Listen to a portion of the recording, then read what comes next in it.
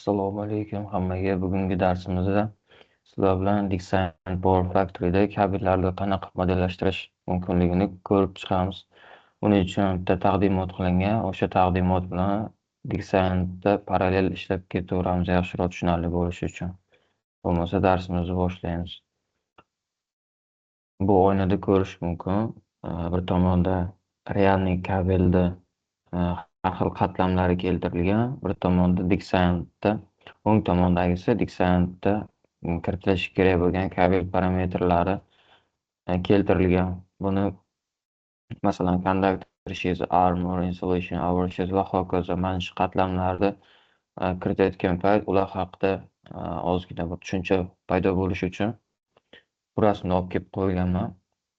Demak, rasm haqida to'xtaladigan bo'lsak, bu yerda ko'rish mumkin konduktor bu kabelda asosi, ya'ni o'zagi hisoblanadi, o'tkazgich qismi hisoblanadi. Undan keyin core outer konduktorda tashqi qatlami hisoblanadi. Undan keyin insulation, asosiy izolyatsiyamiz bizda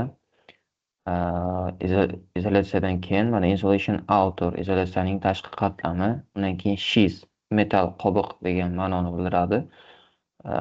Shizdan keyin overshiz, shizni izolyatsiyalab turuvchi material bor. Armor bu odatda alyuminiy yoki misdan tashkil topgan material hisoblanadi. Uning asosiy vazifasi kabelni mexanik mustahkamligini ta'minlab turish hisoblanadi.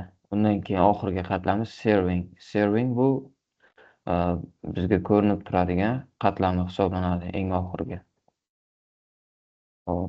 Davom etamiz. Bu yerga biz Dixon'da modellashtirishimiz kerak bo'lgan aniq 35 kilovolt uchun mo'ljallangan 400 mm kvadratli XLP izolyatsiyali kabel parametrini olib kelib qo'yganman men. Uni birdaniga Dixon'da modellashtirib ketaveramiz. Dixon'ga kirib oldim. Dixon'da bitta kichkina modelcha qilganman. Unda tarmoq, ikkita shina, liniya iste'molchi tashkil topgan. Demak, shinaning kuchlanishini ko'rishimiz mumkin. 35 kilovoltlik kuchlanishdagi shinalar.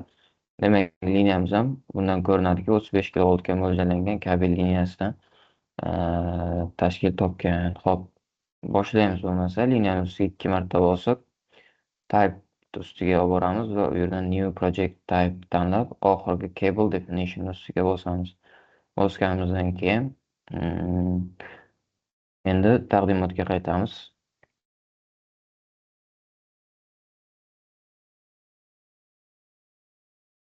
Mana taqdimotga qaytdim.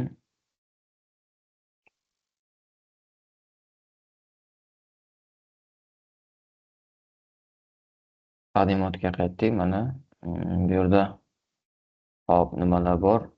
Yerda qarshiligi bor. Bu asosan hamma joyda har xil bo'ladi. Masalan,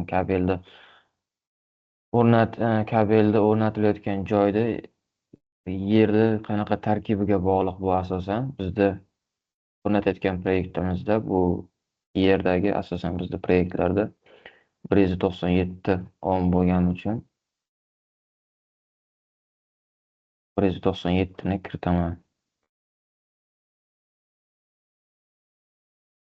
Hop, demak 197 ohm. Mana bu yerga 197 ohm. Hop, conductivity. Hozir yerda qarshiligini kiritganimdan keyin bu ham unga mos tarzda o'zgaradi. Bu Dixon qonuniyatlari asosida bo'ladigan jarayon hisoblanadi. Hop, davom etamiz. Yana qaytaman parametrga. Parametrdan ko'rish mumkin. Toki berilgan bizga. Rated current. Avval birma-bir tanishtirib chiqadigan bo'lsam, rated current nominal toki, rated voltage nominal kuchlanishi, shape bu asosan kabelda ichi qanaqa joylashganini bildiradi. Undan keyin outer diametr, tashqi diametri, konduktor o'tkazgich, shiz metal qobiq, armor mexanik himoya qismi, insulation asosiy izolyatsiyamiz, overshield tashqi himoya qobiq, serving ustki oxirgi qatlam, core outer yordamchi o'tkazgichdan keyin o'rnatiladigan qismi insulation outer yordamchi izolyatsiya hisoblanadi. Hop, bularni birma-bir kiritib ketaveramiz. Demak, bizda belgilangan toki 467 amper ekan.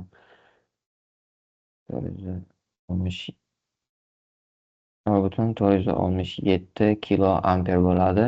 Endi mana bunga o'tamiz. Cable type. Endi biz kabelni butunlayga modellashtiramiz ichini. Xo'p, bizda mana bu oynada hech narsa yo'q, ko'rish mumkin. Biz yangi new object orqali olib chiqamiz uni. Bu yerda ko'rish mumkin single core cable type, ya'ni o'tkazgichimiz bitta edi bizda. O'shaning uchun single coredan foydalanamiz.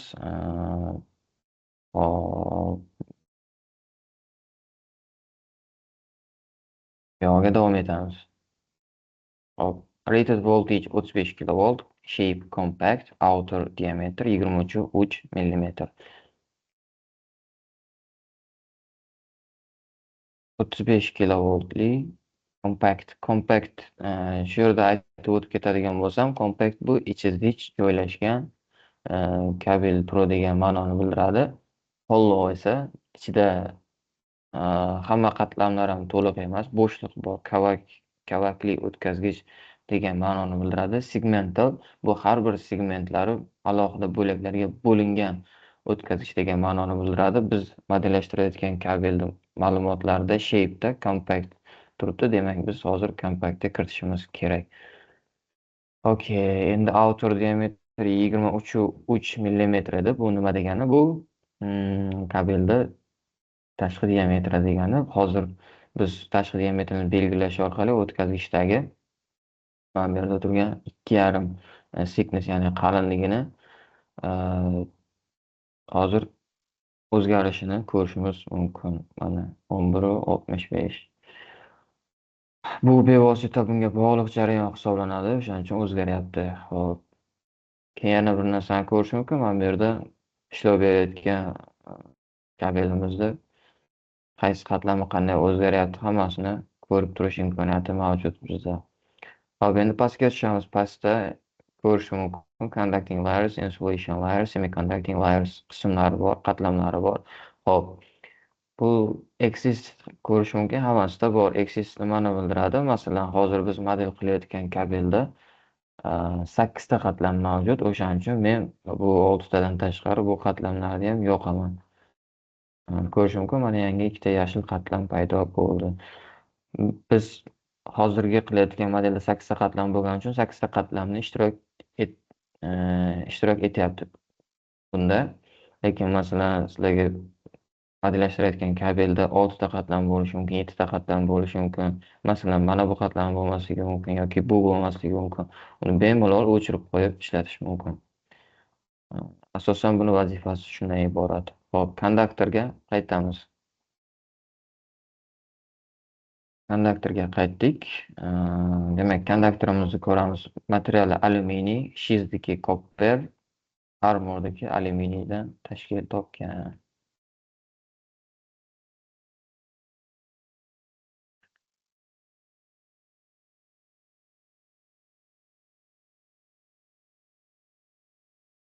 Endi kiritib chiqamiz. Alyuminiy, kopper, alyuminiy. Bu yerdan ko'rish mumkin, mana bu resistor, ya'ni solishtirma qarshiligi o'zgarmadi. Nima uchun deydigan savolga, bu alyuminiy mis uchun, hammasi uchun bu standartlar asosida, ma'lum bir standartga asosan o'zgarmaydigan qiymatda turadi har bir material uchun. Buni ham agar ko'rsatib o'tadigan bo'lsam, mana bu jadvaldan ko'rish mumkin. Alyuminiy mis uchun solishtirma qarshiliklar alyuminiy uchun 282, kopper uchun 1.72 20 gradusda. Hop, mana ko'rish mumkin 282, 1.72 bular o'zgarmaydigan qiymatlar. O'zgartirib bo'lmaydigan, to'g'ri. Relative permeability bu nisbiy magnit singdiruvchanlik hisoblanadi. U ham uni ham standart qiymatlari bor. Hozir ko'rsatib o'tib ketaman. Mana alyuminiy va mis uchun nisbiy magnit singdiruvchanlik bular internetda aniq ma'lumotlarga asoslangan holda olingan. Alyuminiy uchun 1, koper uchun ham deyarli 1. O'shaning uchun 1 qo'yilib ketilyapti mana bu yerda. Hop, endi thicknessga qaytamiz. Thicknessga mana buni bevosita bunga bog'liq deb aytib ketdim. Buni o'zgartirish shart emas. Endi shiz va armorni qalinligi kerak bizga. Jadvalga qaytamiz. Qaytdik, mana thicknessga tushamiz. Shiz uchun 0.7, armor 0.5 ekan. Ularni kiritib chiqamiz. 0.7, 0.5. Okey. Hop, endi mana bu filling factor, bu to'ldirish ko'rsatkichi hisoblanadi. Uni biz DC rezistansda turibdi ekan, o'zi DC rezistansda turishi kerak, chunki mana bu qarshiliklarni biz bemalol o'zgartira olishimiz uchun. Hop, qarshiliklarni ham bitta-bitta kirgizib chiqamiz.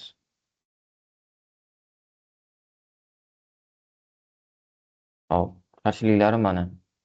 Konduktor uchun 0.0778, shiz uchun 3.1, armor uchun 0.628. Bularni shu joyga kirgizib chiqamiz. Demak, 0.0778 1/1 0.628. Okey, shu bilan conducting layers to'liq parametrlar kirgizilib bo'lindi. Endi insulation layersga o'tamiz. Insulation layersga o'tadigan bo'lsak, hop, mana bu yerda ko'rish mumkin bir qancha izolyatsiya turlari bor. Solid type, qalin, ichi qalin bo'lgan type hisoblanadi, izolyatsiya turi hisoblanadi. Oil filled moy bilan to'ldirilgan, 35 dan kichkina, 87 dan kichkina va hokazo, gaz bosimli. Xullas, bu yerda bir qancha izolyatsiya turlari mavjud. Hop, bizning izolyatsiyamizda asosan hozir buni jadvalda ham ko'rsatib olib ketaman. XLP va PVC izolyatsiyalardan foydalanilgan. Bu nima XLP va PVC deydigan bo'lsak, bu yerda mana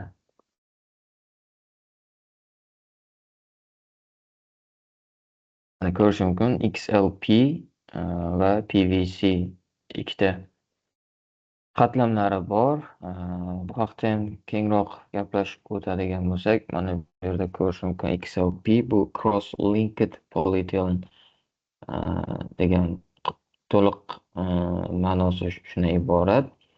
Qisqartmada XLP deb yuritilar ekan. Hop, molekulalar kimyoviy yoki fizik usul bilan o'zaro bog'lanib, natijada to'g'ri setga strukturasi hosil bo'ladi.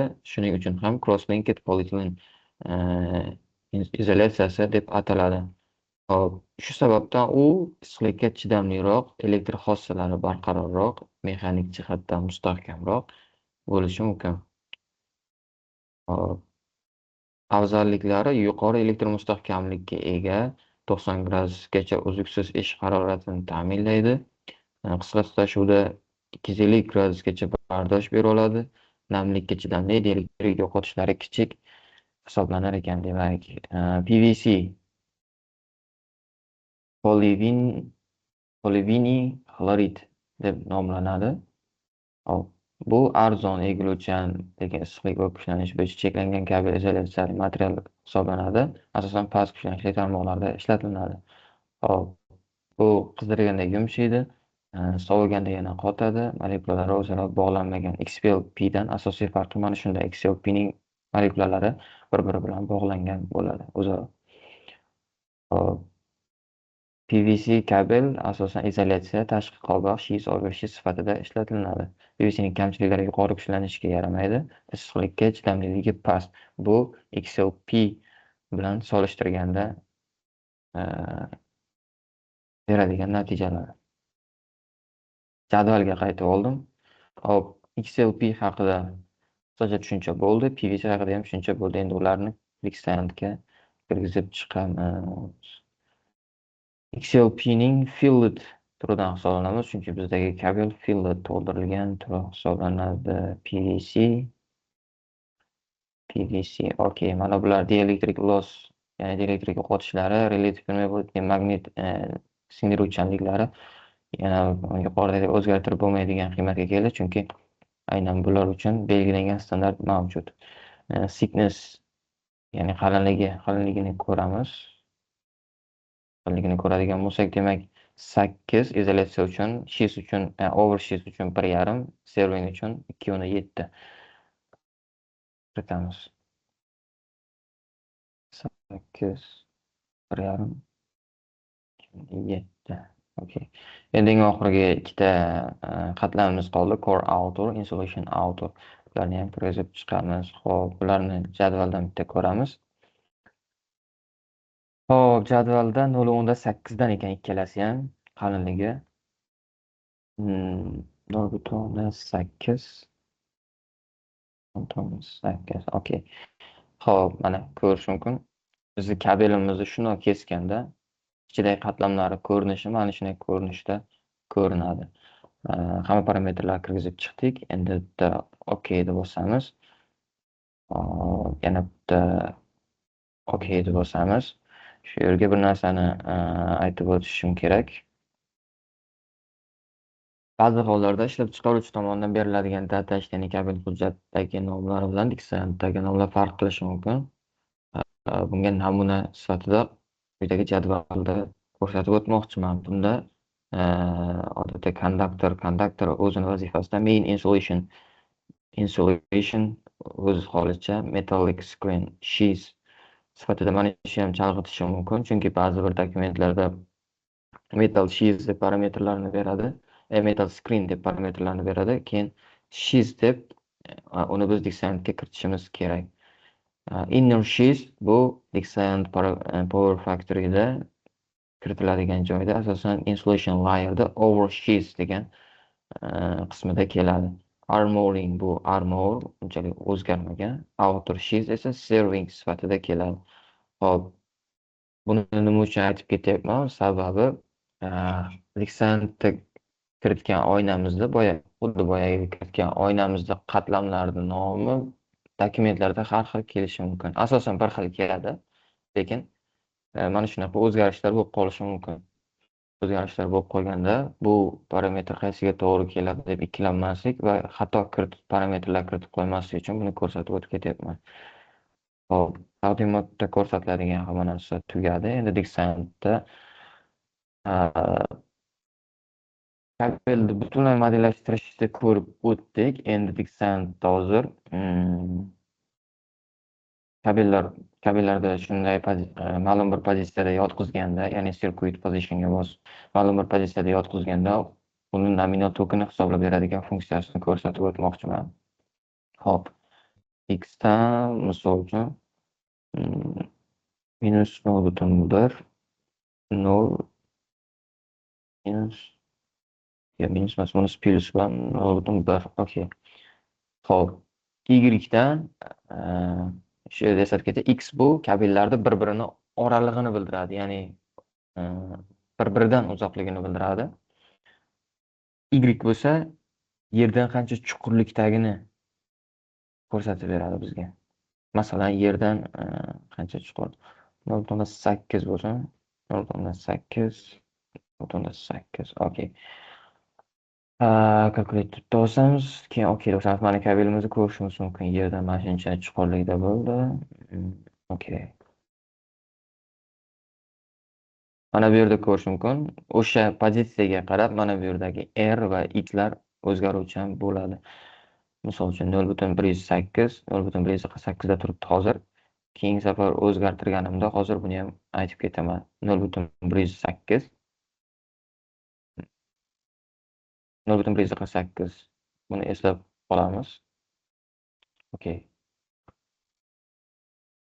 Endi buning uchun mana bu yerdan cable analyzisga turish kerak. Hop, keyin liniyani ustiga borib soncha o'ng tugmasini bosib, undan calculate topamiz va cable capacity calculationga bosamiz. Execute bosamiz. Mana, demak, mana shu pozitsiya uchun belgilangan nominal tok 0,373 desak bo'ladi. 0,373 amper ekan. Mana shu uchun. Hop, demak, endi pozitsiyasini o'zgartiramiz. Linuxga borib, server position, masalan, mana bularni bir qilib chiqamizda, bir qilib chiqamiz.